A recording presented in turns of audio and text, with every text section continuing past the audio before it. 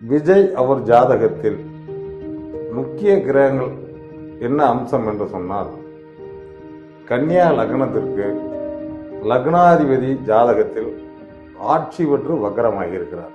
லக்னாதிபதி ஆட்சி, சூரியன் சனி சம்பந்தப்பட்ட பொதுவாக 6 குடையவன், அவர் 5 குடையவன், இரு சார் அமைப்பில் வருகிறார். பூர்வ பொறுத்தலில் பார்த்தீங்கன்னா கன்னியா லக்னத்துக்கு நல்லது பண்ணுவாரா கெட்டவர் பண்ணுவார்னா, அவர் ஒரு பக்கம் பாதக நிலை உள்ளவர் தான். இருந்தாலும் அவர் குரு பகவான் 5ஆம் பார்வையாக புதன் சூரியன் சம்பந்தப்பட்ட கிரகங்கள் பார்வையிடுகிறார். அப்ப அந்த பார்வையிடும்போது 2, 9 குடையவன், அதாவது தன வாக்கு வாக்கியாதிபதி, அவர் போய் 9ஆம் இடத்தில் கேதுவுடன் ஆட்சி பெறுகிறார். அப்போது கலை, அந்த கலை மக்கள்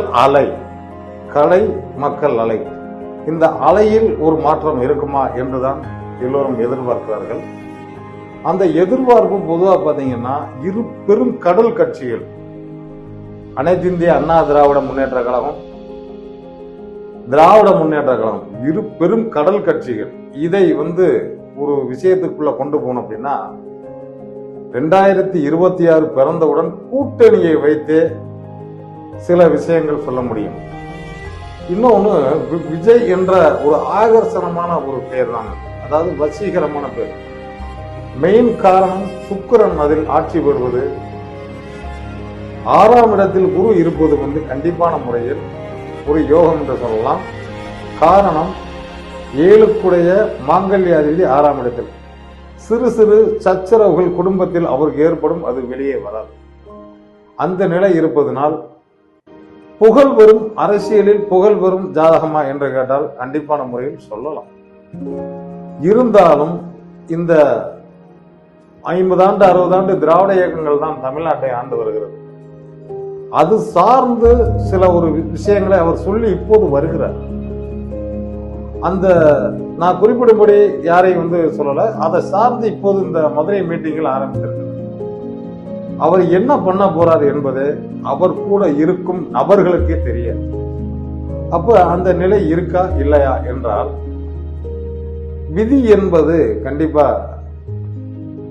வேலை செய்யும். அந்த நிலையை குரு பார்த்தால் கோடி நன்மை என்று சொல்கிறார்கள். அந்த குருவே 10ஆம் இடம் தொழில், அந்த 10க்குரியன் 10ல் இருக்கிறார். சூரியனுடன் இணைந்து அரசியல் சார்ந்த கிரகம். 3ஆம் இடத்தில் ராகு உப ஜெயஸ்தானத்தில் இருப்பதால் கண்டிப்பான முறையில் இவருக்கு ஒரு நிலை இருக்கிறது என்று கூறலாம்.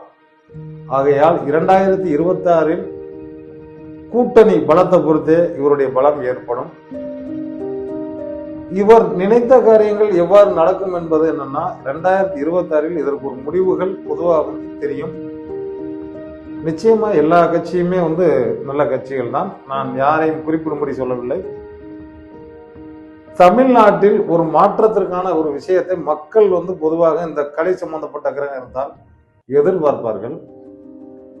இருந்தாலும் இருபெரும் கட்சிகள் இருக்கையில் அதில் நீந்த வேண்டும் என்றால், அது ஒரு கடல், அதில் நீந்த வேண்டும் என்றால் ராசி கடகமாக இருப்பதால் அதில் செவ்வாய் நீசம் பெற்று கடல் சார்ந்த ராசி கடகமே கட்சி சார்ந்த ராட்சியாகவும் வருகிறது.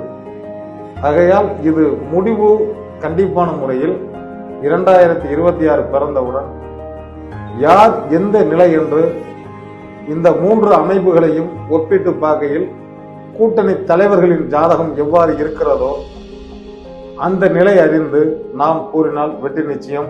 நாளும் நல்லதே நடக்கும் என்று நல்ல கருத்தை கூறி விடைவதே. நன்றி, வணக்கம்.